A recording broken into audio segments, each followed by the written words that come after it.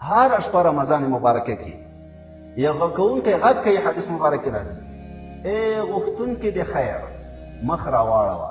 یعنې څوک چې نیکي غواړي، د خدای په دربار کې لوړ مقام غواړي، د خدای رضا او مغفرت غواړي، مخ راواړوه. ګوره وخت دی ته په اصطلاح د کاروباریان د تجارانو سیزن د سیزن د چا خپل سیزن وي په دې کال کې د تجارانو کاروباریانو، بیا په هغې کې دوی ډېر کوشش کوي چې ډېره ګټه وکړي. د ټول کال ګټه په یو میاشت کې بیا کوي، د ټول کال ګټه په یو میاشت کې کوي.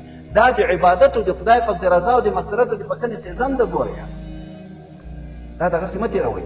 هره شپه یو غږ کوونکی غږ کوي، ای غوښتونکي د خیر مخ راواړوه، د خیر وخت دی ده. ګوره ای غوښتونکي د شر لاس بند که، اقصر ځان بند که، ګناهونه زیاتې مه کوه. ګوره د رحمتو میاشت ته راغلې، د مغفرت او د بښنې میاشت ده.